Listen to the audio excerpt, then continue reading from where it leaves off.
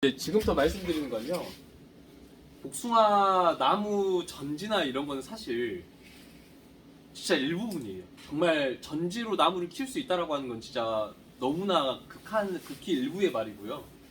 그 외적으로가 훨씬 더 중요합니다. 그래서 전지를 대충 해도 사실 열매 달아 먹거든요. 그런데 일단 전지를 하는 데 있어서 가장 중요한 거는 그 수영을 일단 잡고 올바른 방향으로 내가 원하는 방향으로 키워나가기 위해서 전지를 하는 거고요. 그 지금부터 말씀드린 거는 그 전지 전에 나무 자체에 대한 걸 좀 말씀드리려고 해요. 그래서 그 나무가 복숭아는 아시다시피 뿌리가 깊이 안 들어가는 식물성이 아니고 청근성입니다. 옆으로 뻗는. 그러다 보니까 그 청근성이라고 하는 말은 바람에 일단 약하다는 말이고요. 네.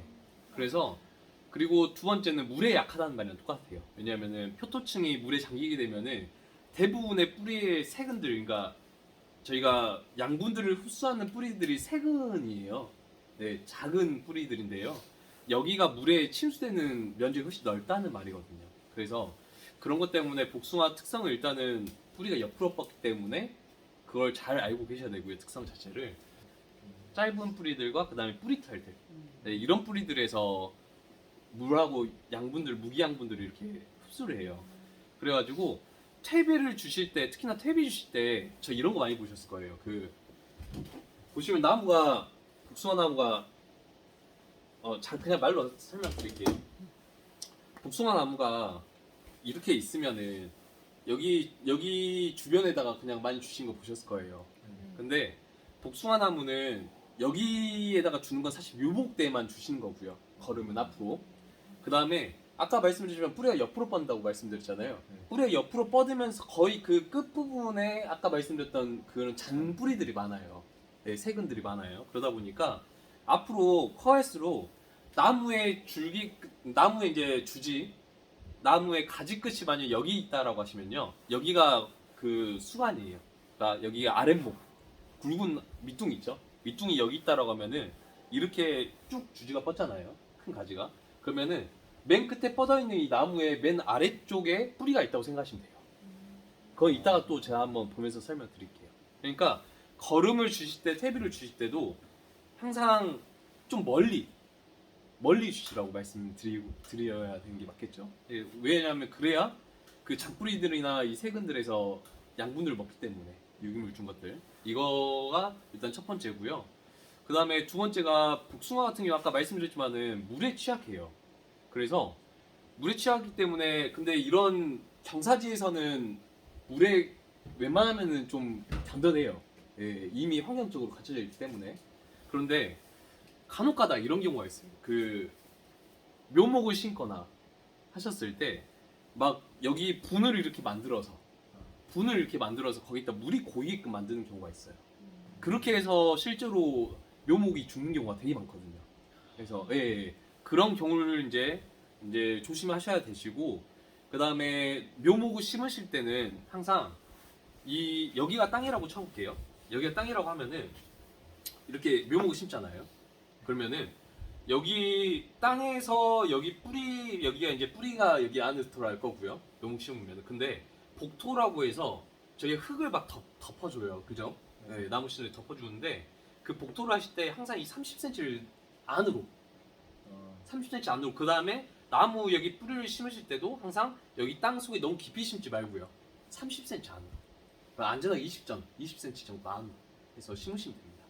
이것 때문에 만약에 너무 깊게 심거나 아니면 그 위로 너무나 많이 흙을 쌓아버리게 되면은 호흡이 불량해요. 그러면 생장이 안 돼요. 네, 생장 불량이 일어나고 그래서 나중에는 침수 피해도 볼 거예요. 네, 그래서 이런 것도 있고요.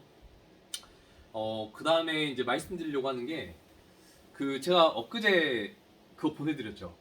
그 사진들. 예. 그거 보내드린 게 앞으로는 정말 많이 보셔야 돼요. 왜 그러냐면은 복숭아에 병이 왔을 때 병징을 저희가 모르게 되면요 예방이 안 돼요. 예, 그러니까 예를 들어서 복숭아에 진짜 많은 병들이 있는데요. 그 중에서도 예를 들어서 세균병이 왔다, 세균성 구멍병이 왔다라고 하는 게 있어요. 세균성 구멍병이라고 있는데 입에 먼저 병징이 희끗희끗 막 노란색 같은 반점들이 오려고 해요. 네, 동그란 반점들이 오려고 해요. 근데 이걸 저희가 모르고 그냥 병증을 모른 채로 지나가게 되면은 이게 심해지겠죠, 당연히.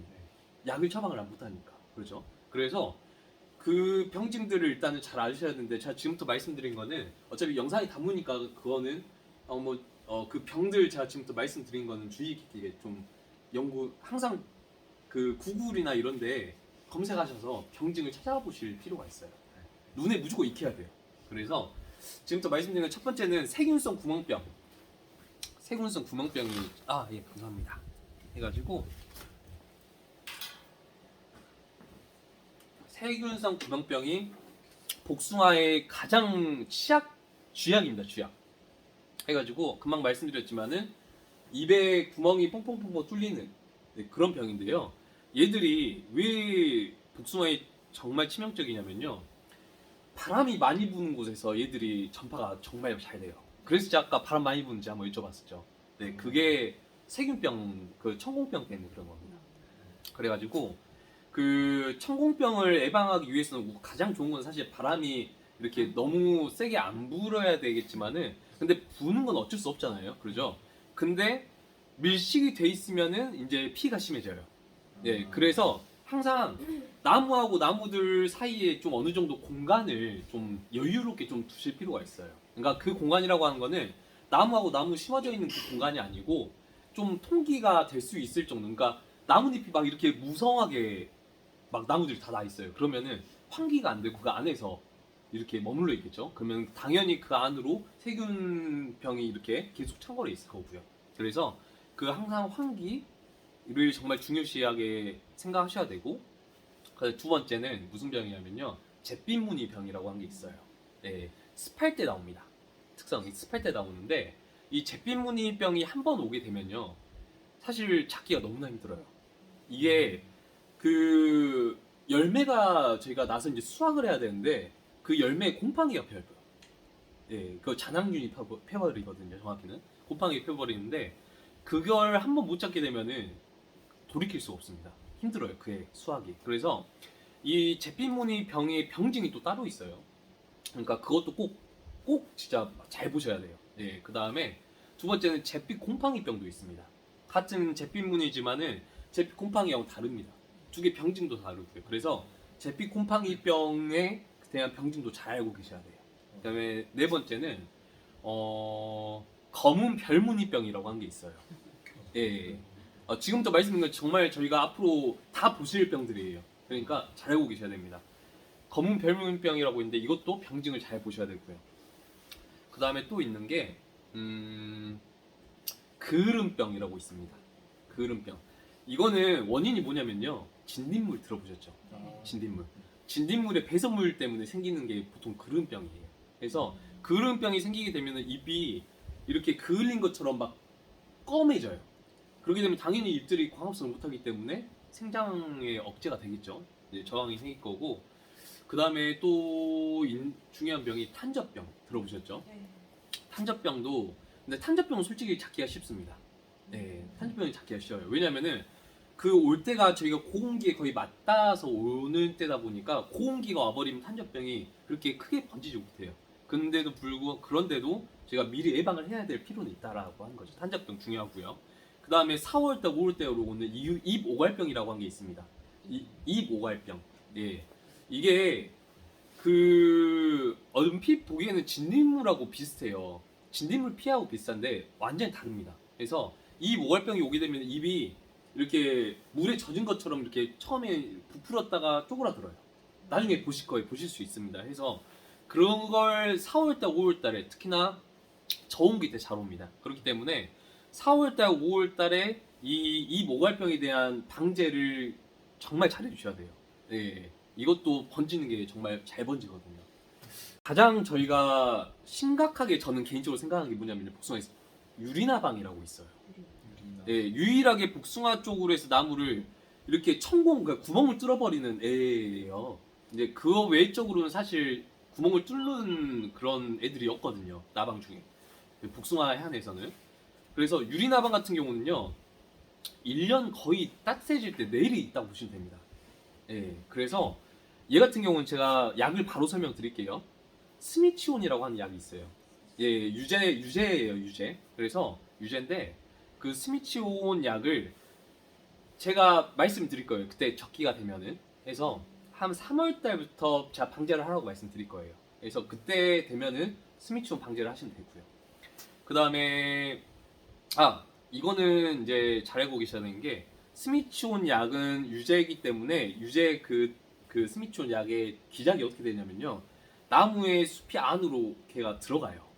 뿌려놓으면. 그렇기 때문에 한 번 뿌리실 때 나무 전체를 다 흠뻑 적신다는 생각으로 골고루 잘 뿌려주셔야 돼요.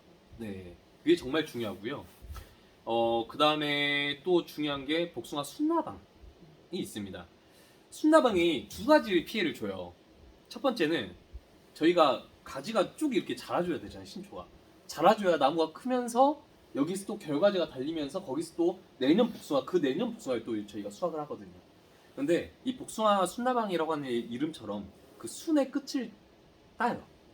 피해를 줘요. 그러면은 끝이 갑자기 막히면서 이제 안에서 이제 놀게 된다는 말이죠. 더 이상 크게 뻗어나가지 못한다는 말이고.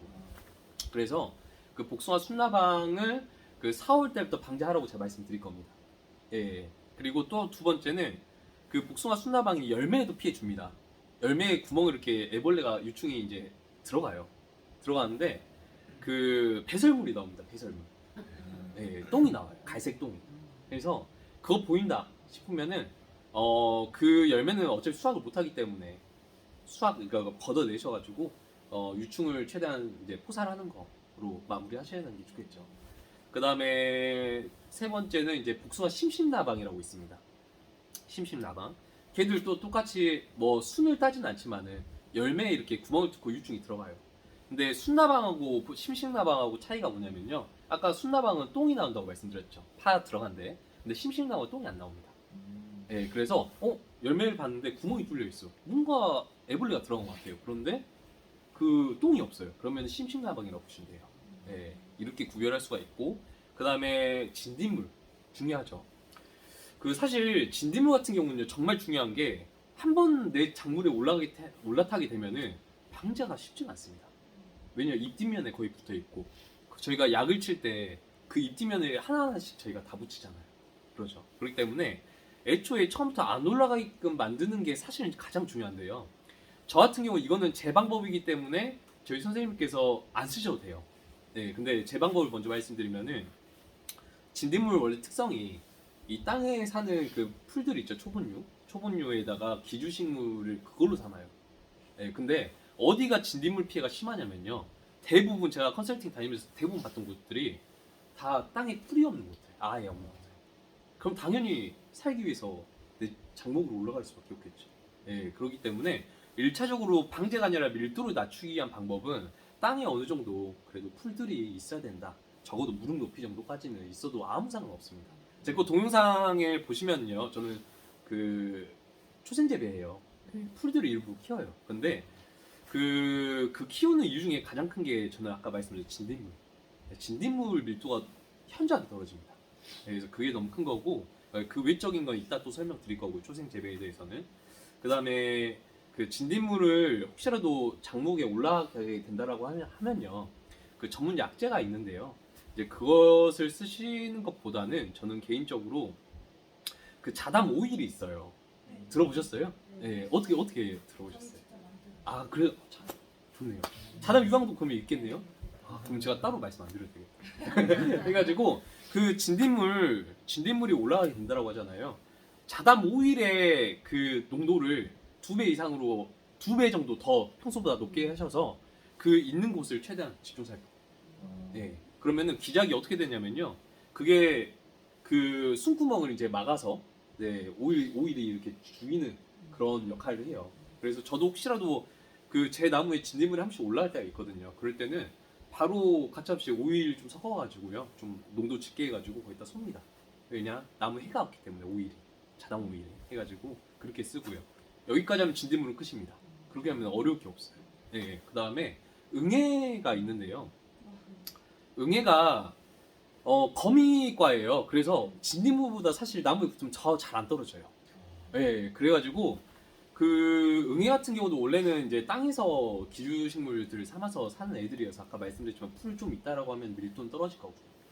그 다음에 이제 아까 말씀드렸지만 오일 있죠. 네, 오일을 주기적으로 써주시면요, 그 응애 피해는 크게 안 보실 거예요. 네, 크게가 아니라 진짜 미미하게 보실 거예요. 네, 그렇게 해주시면 되시고요. 그 다음에 또 있는 게 깍지벌레. 깍지벌레 있죠. 깍지벌레 아까 제가 돌아봤을 때도 조금씩 보이더라고요. 조금씩. 근데 지금 때 있는 건 당연한 겁니다. 예, 왜냐면 애들 이제 동면하고 2월 달부터 이제 움직이기 시작할 거니까요. 이제 그런데 기계유유제라고 하는 게 있어요. 기계유유제. 근데 오일이 있으시니까 기계유유제 앞으로 쓰지 마시고요. 오일 쓰세요. 오일. 예. 그래서 3월 달부터 저하고 지금 약재 쓰는 게 거의 비슷할 거거든요. 저도 저희 농장 하면서 저는 유황하고 오일하고 그 다음에 그 나방 화학 농약 그 쓰는 거는 나방약밖에 없어요. 그래서 그대로 쓰시면은 그거에 대한 피해는 없으실 거예요. 네, 그래서 활용 잘 하시고 그 다음에 또 있는 게 그 다음에 갈색날개 매미충이 있죠. 그래서 얘들은 그 아까 말씀드린 스미치온 있죠. 스미치온하고 자담 오일하고 자담 유황 같이 쓰셔서 방제를 제가 하라고 말씀드릴 거예요. 그러면 그때 동시에 거의 아무리 이쪽 위쪽이다 보니까 한 하루 이틀 정도 차이만 있을 뿐이 거의 비슷할 겁니다. 그래서 그때 되면은 말씀드릴 거기 때문에 아니면은 혹시라도 그 저희 선생님께서 만약 이번 달이 12월 달이라고 하면요, 그러니까 내년에 되시면은 뭐 저한테 편하게 그냥 이제 문제 봤으니까요, 편하게 저 1월 달에는 어떤 방제 하면 좋을까 이렇게 그냥 물어봐 주세요. 그럼 제가 미리미리 그 전 달에 다 말씀드릴게요. 예, 그렇게 해주시면 되시고 여기까지가 이제 그 끝입니다. 예, 해충에 대한 건 끝이에요. 왜냐면 지금까지 말씀을 해충만 방제만 잘하셔도 수확하는데 크게 문제가 안 돼요. 예. 근데 나무에 직접적인 피해를 주는 유리나방 같은 경우는 정말 신경을 잘 써주셔야 돼요. 예, 정말 신경 잘 써주셔야 되고 그 다음에 병 같은 경우는 아까 말씀드린 세균병, 세균성 구멍병, 청국병이라고 하는데 이거하고 잿빛무늬, 잿빛곰팡이 이거 정말 주의해 주셔야 돼요. 그 다음에 약재를 혹시라도 나중에 혼용해 쓸 때 순서가 있어요. 그 액제가 첫 번째고요. 무조건 저희가 물이 있다라고 하면은 약이 들어가는 순서가 액제가 처음에 가장 먼저 들어가야 됩니다. 액제가 있다라고 하면은. 두 번째는 수용제가 있어요. 수용제가 그 다음에 들어가 줘야 되고요. 그 다음에 수화제, 액상 수화제가 있는데 두 개는 동시에 들어가도 됩니다. 그 다음 순서예요. 그 다음에 마지막 유제가 있어요. 네, 맨 마지막 유제가 들어가는 거예요. 전착제는 지금 뭐 산림청이나 전착제 그 오일이 전착제 역할을 하잖아요. 그래서 그 전착제 같은 경우는 산림청이나 아니면은 저희 그 수목보호원이나 이런 데에서 뭐 언제 넣어야 된다 이런 것을 많이 이렇게 따지기도 하는데 근데 그거에 대해서는 뭐 크게 차이가 없다라고 하는 게 지금 네, 대부분 네, 그 식물 쪽으로 해서는 다 그렇게 말씀하세요. 그래서 근데 제가 자담 유황하고 자담 오일을 지금 몇 년간 오랫동안 쓰다 보니까 그 항상 자담 오일이 먼저 들어가야 되고요. 자담 오일이 들어가야 되고 항상 그 교반기 있죠. 안에 교반기 있을까요? 네, 그 SAS기 교반기 있잖아요. 교반기를 약하게 틀어놓은 상태에서 그 다음에 유황이 첫 번째 들어가야 됩니다. 예. 그 다음에 두 번째는 그 화학농약 쓸 때 나방약 있죠.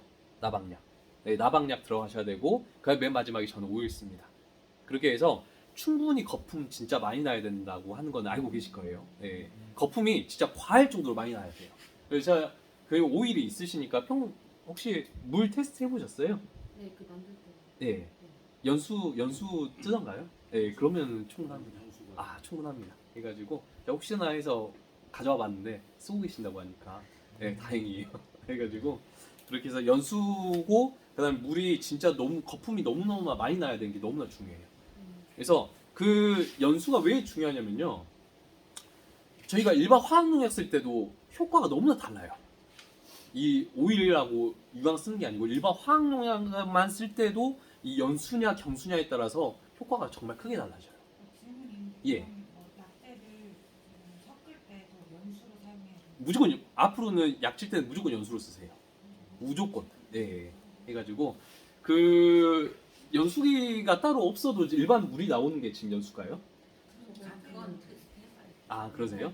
아 그럼 이따 같이 한번 봐보시길 해가지고 그렇게 보시고 그 다음에 또 이제 말씀드리려고 하는 게 아까 병 중에 흰가루병 말씀 안 드렸죠? 네, 그거 하나 빠뜨렸는데 흰가루병이 있는데요.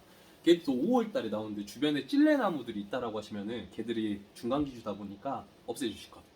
네, 찔레나무가 있다라고 하면은 흰가루병이 퍼집니다. 네, 그래서 흰가루병 경징도 잘 봐주셔야 돼요. 네, 해가지고 그거 잘 봐주시고, 그다음에 혼용수서 말씀드렸고, 그 약 오일하고 유황하고만 치게 되면은 해충에 대한 그게 좀 방지가 떨어져요. 많이 떨어져요. 그러다 보니까 어차피 화학농약은 하나 섞으셔야 되는데, 그때는 혹시라도 저희 지역에는 화학농약이 있는데 그 농약이 있는데 여기 지역에는 그 농약이 없을 때가 있어요. 다른 게. 근데 성분은 거의 비슷하거든요. 그래서 근데도 불구하고 그 약을 미리 오일하고 유황하고 같이 써서 타서 쓸 때는요, 일부 나무에다가 먼저 테스트 해보셔야 돼요. 약해가 없는지, 그다음 두 번째는 효과가 있는지, 예, 테스트 해보시고 그 다음에 항상 전체 살포, 예, 무조건. 예, 이거는 기본 모든 약재를 다루는데 기본 중에 기본이에요. 예, 해서 옆에 농장이나 다른 농장에서 이거 써봤는데 괜찮다? 그거 안 돼요. 예, 무조건 내가 해봐야 돼요. 예, 그 다음에 그게 데이터가 되는 거니까 그렇게 쓰시고, 그 다음에 그 나무 아까 말씀드렸었는데 중간에 그 식재하실 때 있잖아요. 그 퇴비를 밑거름으로 주실 경우가 있어요. 예, 퇴비를 밑에 먼저 주고 그 위에 이제 막 섞어가지고 그 위에 나무를 식재하는 경우가 있는데, 그럴 경우는 가스피에 주의하셔야 돼요. 그러니까 부숙이 안 된 퇴비들 있죠. 그러니까 저희가 두 가지 감별법이 있어요. 퇴비가 부숙이 안 된 거에 대해서. 첫 번째는 만져보면 압니다. 두 번째 냄새가 나요. 예, 그거가 냄새가 많이 안 나고 그 다음에 좀 푸슬푸슬하니 검은색이 잘 이렇게 잘 부서진다 라고 하면 그게 부숙이 된 거거든요. 해가지고 그런 것도 잘 이렇게 밑거름으로 항상 퇴비 쓰실 때는 그걸 주의해 주셔야 돼요. 왜냐면 가스 피해가 크기 때문에. 그 다음에 비료 혹시 쓰세요? 앞으로 쓰실 예정이세요? 예, 복합 비료. 네, 복합 비료 주실 때도 복합 비료 그냥 쓰지 마시고요. 토양 분석 하셔야 돼요. 예, 아직 안 해보셨죠? 토양무서. 그 하시는 방법은요, 복숭아 나무마다 달라요. 그 작물마다 검사하는 방법이 좀 달라요. 근데 복숭아 같은 경우는 저희 한 15전에서 20전, 그러니까 15cm에서 20cm 정도 깊이를 파신 다음에 거기에 있는 금꾼에 있는 흙을 파셔서 이제 잘 말리신 다음에 기술센터로 보내주시면 됩니다. 딱 녹자마자 바로 하세요. 이번에. 예, 딱 녹자마자 바로 하셔야 돼요. 왜냐면 휴황기 때 하시고 나서 시작하셔야 되고, 그 다음에 최소 6월달, 5월달에 한 번 더 하세요. 예, 그 다음에 수학 끝나고 나서 한 번 더 하시고요. 1년에 3번 하세요. 3번. 예. 그래서 왜 중요하다고 말씀드리면은 그 할 때마다 땅의 물리성하고 화학성이 다 달라져 있어요. 왜냐면 계속 양분을 소비하고 그 다음에 양분을 이제 흡입하는 과정에서 계속 치환이 일어나고 이러니까 땅의 성질이 바뀌어 있거든요. 그래서 이런 것도 꼭 토양 분석이 정말 제일 중요합니다. 예, 정말 제일 중요하고 눈으로 알 수 없기 때문에. 그 다음에 또 한 가지는요. 아까 말씀드렸던 NPK 복합비료 보통 쓰시잖아요. 근데 그것도 그냥 쓰지 마시고요. 토양 분석 하시고 나서 부족한 성분들이 있어요. 예, 아니면 과한 성분들이 있거나 그러면은 부족한 성분들에 대해서는 단비료 써요. 단비료. 예를 들어서 인산이 부족하다라고 하면 뭐 과인산석회나 아니면은 뭐 칼리가 부족하다면 뭐 땅의 산성도에 따라서 뭐 염화칼륨을 쓰거나, 예, 이렇게, 예, 다 나눠서. 왜냐면 그게 더 쌉니다. 저는 제일 중요한 경제성이 제일 좋아야 되고 효율이 좋아야 되거든요 생각하거든요. 그래가지고 그렇게 해주시면 되시고, 자, 금막할 평소에 이제 내년에 여기 땅 보실 때요, 땅에 어떤 풀이 나는지도 좀 관찰 잘 해주세요. 아마 11월 달에 이렇게 처음 보셨다고 하시면요, 잔디풀 비슷한 그런 게 많이 나 있어요. 아마 띠풀들이 좀 있을 거고, 네. 그 다음에 그 외적으로도 뭐 고사리가 없는지 이거 적어주세요. 고사리가 평소에 없는지, 고사리 못 봤어요. 예, 애기 수영이라고 하는 풀이 없는지, 애기 예, 애기 수영이라고 하는 풀이, 수영이라고 하는 풀이 있거든요. 아니 돼지 풀들이 많이 없는지. 돼지풀은 제가 지금까지 말씀드린 세 가지 풀들이 어떤 거냐면 지표식물이에요. 그러니까 땅이 산성화가 돼가고 있다는 걸 알려주는 지표식물들입니다. 그래서 이런 것도 아실 필요가 있고, 그 다음에 내 땅이 그래도 좀 비옥하다라고 하는 걸 알 수 있는 풀들이 뭐가 있냐면요, 명아주 들어보셨죠? 명아주, 흰 명아주도 있고요. 독고마리 들어보셨죠? 열매가 이렇게 뾰족뾰족하게 나는. 네, 그 다음에 그 토끼풀 들어보셨을 거예요. 네. 다 알고 계시죠? 그 다음에 망초, 개망초. 네, 다 들어보셨죠? 망초는 이렇게 꽃이 이쁘게 피지 않아요. 다발로 올라오는 애들고, 개망초 같은 경우는 꽃이 이렇게 동그랗게 이쁘게 펴요. 네, 그 다음에 또 있는 애들이 뭐 콩가작물들이 좀 난다라고 하시면 그대로 두시면 됩니다. 네, 그 다음에 비름, 쇠비름 같은 게 있다. 그래서 특히나 땅에 내 과수 안에 쇠비름이 있다라고 하시잖아요. 그러면 진짜 축복받은 땅이에요. 왜냐면은 쇠비름 자체가 우리 그 땅의 물리성을 개선시키는 데 정말 좋은 역할들을 합니다. 네, 그래서 내년에 한번 이제 생육기 들어가게 되면 이제 4월 때부터 3월 때부터 풀이 날 거예요. 그러면은 식생 분포가 어떻게 되고 있는지 그것도 정확히 파악하고 있는 게 좋습니다. 그리고 그런 걸 이제 앞으로 이용하셔서 농사를 하시면 그게 초생재배예요. 네, 그게 초생재배예요. 그래가지고 그렇게 해주시고, 그다음에 혹시라도 그 열매를 좀 많이 달으셨거나 그럴 때 나무 수세가 좀 떨어질 때가 있어요. 그거는 사람도 어떻게 보면 욕심이 나다 보니까 나무 열매 좀 많이 달 수가 있거든요. 그럴 때는 그 수세가 떨어진 나무에 대해서 이건 제가 쓰는 방법이에요. 물 20리터에다가 요소 있죠. 요소 비료. 요소 100g 넣어서 녹여가 잘 녹거든요. 잘 녹으니까 녹여서 연면 시비 해주시면은 그걸 일주일 간격으로 3에서 4회 정도 해주시면 됩니다. 그럼 수세 살아나요. 네. 그래서 그런 경우 저는 수세 그렇게 살리고요. 그 다음에 또 한 가지는 열매를 솟구실 때 중요한 게 저는 일찍 솟는 게 일찍 솟으라고 말씀드려요. 일찍. 네. 왜냐면은 복숭아 나무가 그 힘을 가장 많이 쏟을 때가 이 꽃이 열릴 때거든요. 그러니까 꽃적화 들어보셨죠? 꽃을 솟는다. 네, 그 적화라고 하는데 정례 그 전이 정례고 네. 그 눈을 쏟는 게 정례예요. 저희 선생님 어머니 말씀하셨던 대로 정례를 하시는 게 가장 좋아요. 왜냐면은 나무가 나중에 이제 해보시면 아시겠지만요.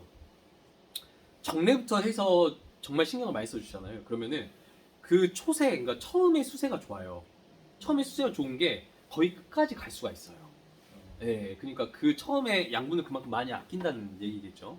불필요한 양분들을. 그래서 저 못해도 적화, 그러니까 꽃을 따주는 거부터 시작하셔가지고요.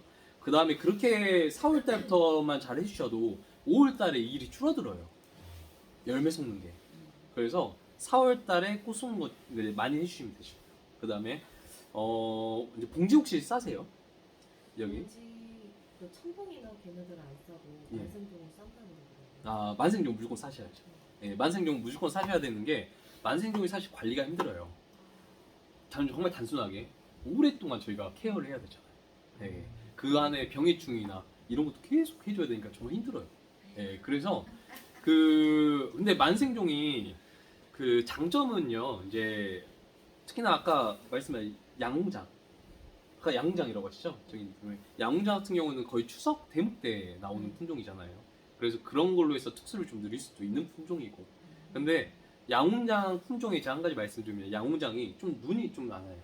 열매가 잘 안 와요. 그래가지고 그 해거리를 좀 하는 품종 중에 한 가지거든요. 그러니까 항상 그럴 때는 나무에 대해서 그 수세 관리 정말 잘 해주셔야 돼요. 항상 세지도 약하지도 않게 계속 이렇게 유지시키는 거. 사실 막 어디 영상이나 이런 데 보면 수세 막 이렇게 많이 하잖아요. 근데 그 수세가 농사의 전부입니다. 네, 그게 제일 어려워요. 수세를 저희가 관리하는 게 해가지고 근데 그거는 사실 경험밖에 없어요. 네, 제가 지금 여기서 말씀드리고 이따 또 나가서 설명드릴 거지만은 그걸 보여드리고 나서 생육기 동안 수세를 잡는다라고 하는 건요 정말 많은 신경이 들어가야 돼요. 네, 관찰을 잘 해주셔야 되고요. 네, 그 다음에 항상 그 작업하실 때는 제가 이거 보호 환경 있잖아요. 제가 원래 안 썼었어요. 근데 저도 이제 거의 금방 10년 다 되거든요. 복숭아 팀 10년이 다 돼가는데 제가 작년에 나무에 눈을 찔린 거예요. 네, 눈이 찔려가지고 정말 여기 가만히 멈춰있는 가지지만은 저희가 작업하다 보면 몰두를 하게 되잖아요. 그러면은 찔리거든요. 무조건 찔리거든요. 그러니까 항상 작업하실 때 선생님께서 작업하실 때나 아버님 작업하실 때나 이거 보호경 항상 써주실 것을 꼭 권장을 해드리고 싶어요. 무조건이죠. 그래가지고 이렇게 하시고 그 다음에 여기 안에 있으니까 제가 지금 말씀드릴게요. 아까 톱을 가져오셨다고요. 톱은 지금부터 말씀드린 거는 이거는 뭐 홍보나 물건 홍보 아니에요. 그러니까 두 번 투자하지 마시라고. 예, 이거 상품 뭐 이거 메이커는 저도 뭔지 몰라요. 근데 두 번 투자하지 마시라고 말씀드린 게 전지가이 같은 경우는 아까 분홍색 전지가이 가와사키인가 그럴 거예요. 그래가지고 그것도 괜찮습니다. 그래서 아로스 그죠? 네, 해가지고 아로스. 항상 전지가이는 좋은 걸로. 네, 대신에 그 항상 잘 쓰시고 나서 그다음에 WD로 해서 마무리. 하루의 마무리가 그거여야 돼요. 네, 무조건. 왜냐면은 그래야 저는 지금 이거 가이 지금 10년 거의 가까이 쓰고 있어요. 네, 해가지고 항상 그렇게 관리해 주시고요. 네, 그다음에 그 여기 이제 달아지잖아요. 그러면은 앞으로는 이거 달아진다고 해서 버리지 마시고요. 그 다이아몬드 스토리라고 있어요. 네, 네이버에 검색하면 나와요. 다이아몬드 스토리.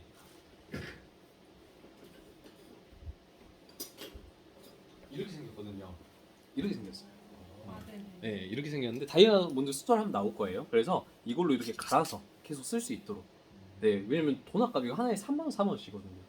그러니까 두 번 쓰지 마시고 계속해서 이렇게 쓸 수 있도록 해주시면 되고요. 톡 같은 경우도 아까 제가 톡을 잠깐 봤거든요. 그런 톡보다는 잘 안 들 거예요. 네, 제가 이따 안 써봐도 알겠지만은 네, 잘 안 듭니다. 그래서 이 전지용 톱이 이렇게 있는데 좀 이렇게 낭창한 날이 있어요. 네, 근데 호수는 207 저는 항상 이거 씁니다. 그래서 이거 같은 날에 갈 수 없으니까 달아지면 이것만 따로 팔거든요, 날만. 그래서 이 275 전 써요. 그래서 이로 쓰게 되면 웬만한 두꺼운 거 다 잘리고요. 그다음에 날카롭게 들어갑니다. 네, 그래서 이거 톱 이렇게 말씀드리고 싶고, 그다음에 앞으로 접붙이실 거잖아요. 제가 다 만든 거예요. 해가지고 앞으로는 무조건 만들어 쓰세요. 예, 그게 훨씬 더 저렴해요. 예, 그래서 그 하이스강이라고 하는 톱날이 있어요. 철무점에 하이스강이라고 하는 톱날이 있는데 저희 그 탁상 그라인더 있잖아요. 예, 탁상 그라인더 이거 샀는데 얼마 안 들고 5만 원인가 그래요. 차라리 그거 하나 사서 전 이거 적칼 하나가 좋은 게 3만 원, 4만 원 이러니까. 그러니까 그러지 마시고 하이스강 톱날 하나 사셔서 즉 그 만드는 거 제가 올려놨거든요. 그래서 그렇게 만드시게 되시면은 오래 씁니다. 그래서 접붙일 때 훨씬 더 날카롭고요. 그래서 이 도구에 대한 거 정말 중요해요. 왜냐 앞으로 돈 저도 처음에 저희 선생님 스승님이 있어요. 순창에 계시는데 스승님께서 저도한테도 똑같이 말씀하셨거든요. 그래서 항상 만들어서 쓰라고. 그래서 그걸 저도 이제 주변에 컨설팅 해드린 분들은 꼭 그렇게 말씀드리고 있어요. 뭐 양이 좀 많죠? 괜찮을까요? 네. 좋은데요. 야, 다행입니다.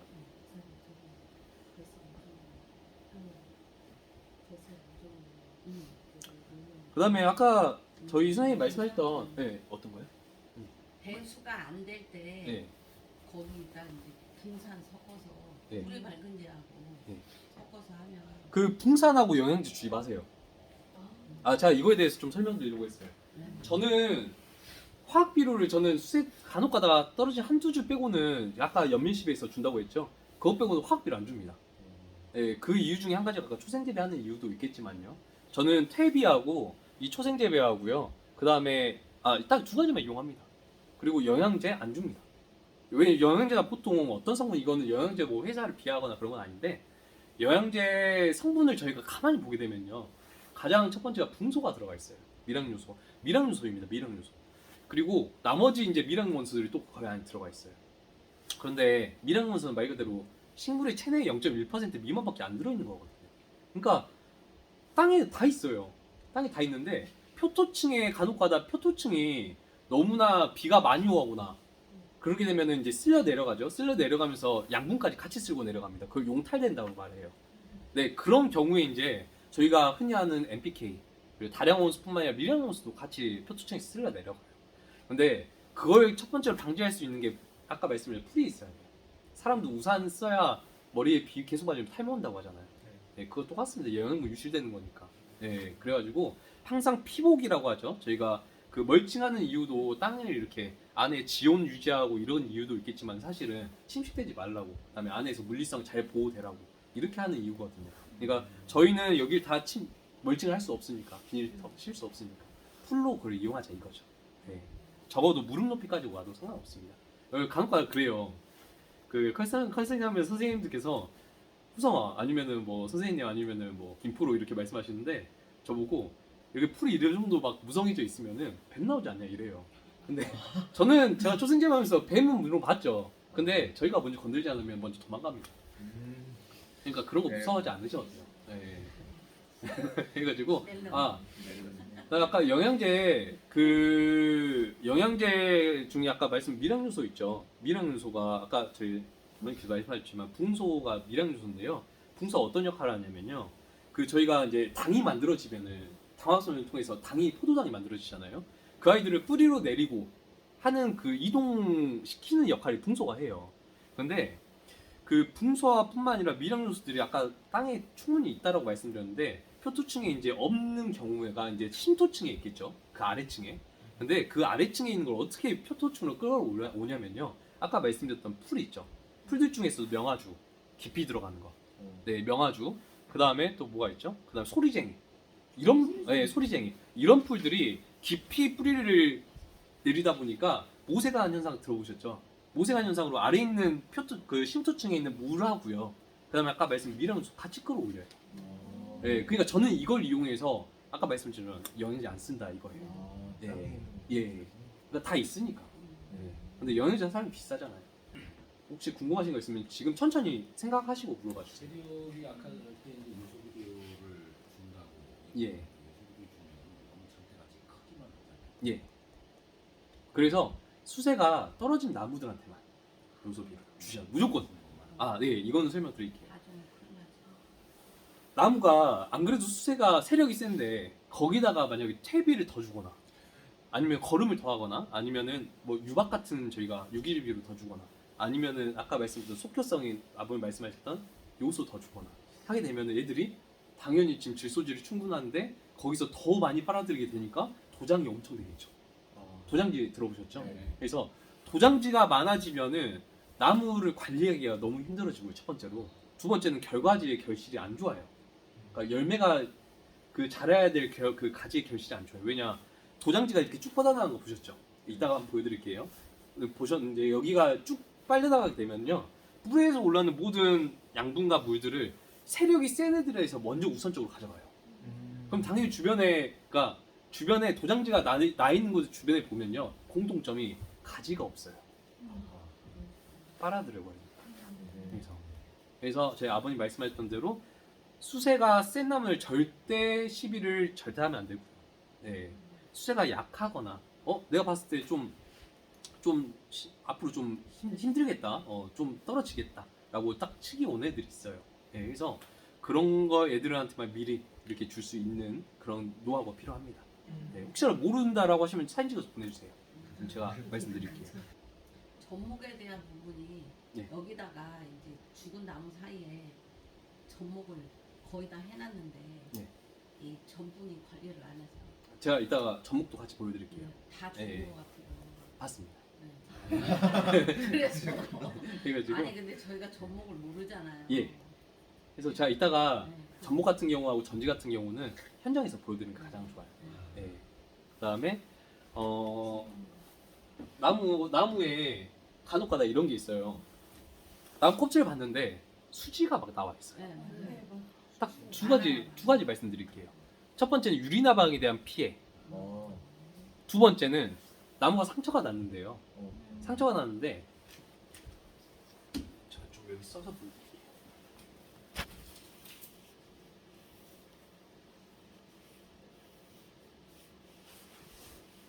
여기가 숲이고요. 그다음에 여기가 포르트층. 그다음에 가면이에요. 이게 지금 가면이에요. 네. 그래서 여기가 저희가 흔히 알고 채반, 여기 정식 명칭 사부라고 해요. 채반이라고 하는데 여기 채반을 통해서 위에서 광합성으로 만들어진 당이 여기 내려와요. 채반을 통해서 내려오는데 간혹가다 수지가 많이 나오는 경우는 이제 아까 말씀드린 유리나방이 첫 번째, 그 다음에 여기가 이제 상처가 생겨요. 상처가 생겨서 물이 이제 여기 나오는 경우 수지. 그 다음에 세 번째는요. 이제 이렇게 상처가 났을 때 이걸 자연 치유하기 위해서 이제 보호물질들이 나오는 경우. 그래서 이 복숭아 같은 경우는 그 페놀계 화합물질이 나와요. 이건 어려운 얘기니까 딱 여기까지만 설명드리고요. 그래서 수질이 나오는 거는 첫 번째 가장 주의하실 게 유리나방. 네. 인지 아닌지만 보시면 됩니다. 예, 유리나방 인지 아닌지. 어떻게 하냐면요. 수지가 엄청 많이 나와 있어요. 근데 그걸 저희가 손으로 좀 이렇게 훑어내잖아요. 안에 구멍이 뚫려 있냐 안 뚫려 있냐. 이거 보시면 되시고요. 예. 그 다음에 나무에 수세가 많이 떨어져 있게 되면 어떤 피해가 오냐면 해충 피해 중에서 나무좀 들어보셨죠? 예. 나무좀 피해가 나무에 수세가 떨어져 있을 때 오고요. 애들이 좋아하는 특성이 그 알코올 냄새, 에틸렌 냄새를 좋아해요. 예. 그래서 유인된단 말이죠. 그래서 그걸 냄새를 맡고 애들이 달라들어요. 예. 그러니까 나무좀 피해가 있다라고 하면은 그 스미치온 아까 말씀드렸죠? 그게 침투성이라고 말씀드렸죠? 침투 이행성이다 보니까 그 애들 방지하시는데 중요한 거는 안 오도록 처음부터 만들어야죠. 예. 신경 써서 만들어 주셔야 되시고 그 다음에 나무의 수세가 세도 옵니다. 그 사람도 당이 많게 되면 당뇨 오잖아요. 당뇨 오면은 합병증 오고, 예, 합병증 오고 면역이 나빠지잖아요. 그러면 먼저 예, 감기 오고 합병증 오고 이러니까 사실 제가 이제 나무를 뭐 엄청나게 오래 본 건 아니지만은 옆에서 그래도 항상 붙어 있다 보니까 가장 제가 중요하게 느끼는 게 사람이 사실 자연물 중에 한 가지잖아요. 네. 근데 똑같습니다. 역시. 똑같아요. 그래가지고 그 나무의 수세가 센 것도 경계해야 되고 그다음에 약한 것도 경계해야 됩니다. 그래서 그걸 정말 밸런스를 잘 맞추셔야 되시고 이따가 접목은 설명드리겠지만은 그 이것만 기억하시면 됩니다. 형성층을 맞춘다. 접수하고 대목, 그러니까 접을 붙일 나무하고 이 접수 있죠. 접수하고의 형성층을 맞춘다. 이것만 기억하시면 돼요. 네. 이게 접목의 처음과 시작과 끝이. 예. 그래서 그건 이따 제가 현장에서 한번 보여드릴게요. 그래서